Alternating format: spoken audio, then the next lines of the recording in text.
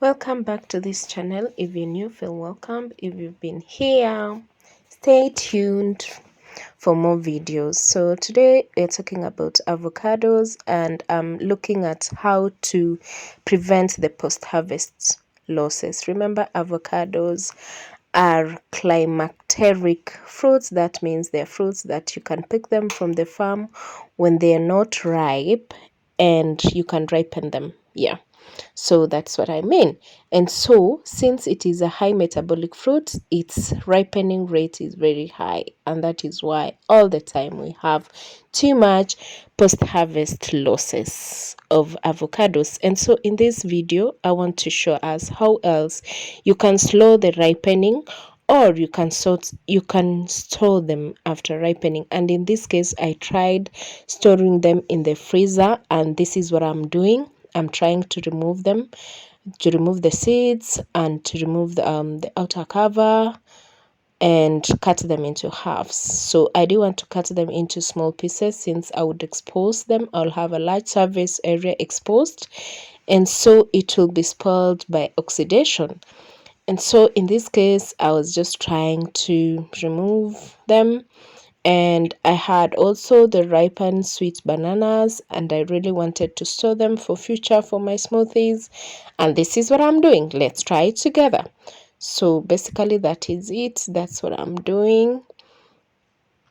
Yeah, so if you want to know which avocado is ripe, so you can see the tip. If it's darkened, it's too overripe and it might be darker, as you can see.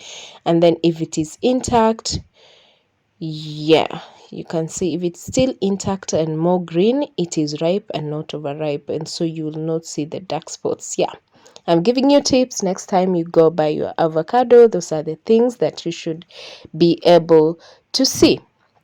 And so what are the really importance of avocado? Avocado has like several importance in our bodies, and the first one is it's a great source of fats, as it's most of its calories is from fats, which is good source of fat, which is monounsaturated fatty acids. Yeah, basically that is it. And then it's also a good source of vitamin C, E, K, and B6. And yeah, and we can use avocados in 3 different ways. The way you can now put your avocado into your menu is you can use avocado instead of butter. As we've seen, fat is really important in our heart health. And then you can also use avocado instead of mayonnaise. You can also use it as part of the weaning of the baby food. So what I'm doing is I'm trying to prevent oxidation from happening. And in this case, at this point, I did have lime or lemon. And so my next alternative was white vinegar, which is acidic, which I smeared the parts that were exposed, so that they don't get darkened, or they don't go through oxidation process which darkened it. Okay, the darkening through oxidation is not really bad. It's not like it's toxic, but I mean, who wants to consume something that is black, The first thing that we say about healthy eating is the food that is placed on the table has to be appealing to your eyes. And so when you put avocados that are darkened, I mean, they are gross, so you wouldn't want to consume such. So on this day again, I had all my sweet bananas ripe. So since I mostly do smoothies as a pre-workout, so I decided to also freeze these bananas. And the first thing I did was to unpeel them, so that I can be able to freeze them. And I did a grease pepper on the chopping board so that they don't attach to themselves when I freeze them. So that's what I did. I froze them so that once they are frozen, I just repackage them in the freezer bags. So that's what I'm doing. I'm peeling them.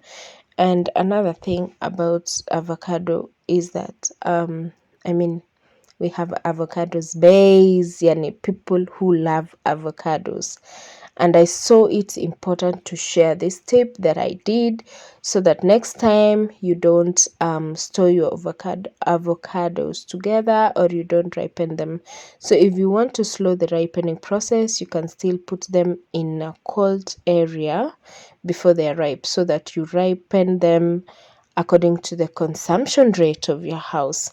So those are how my sweet bananas are looking like. And as you can see, the way I partitioned my freezer. So if you have small freezers like mine, what do you always do if you want to freeze something? So comment down below. So if you watch this video for the first time, join the family by subscribing.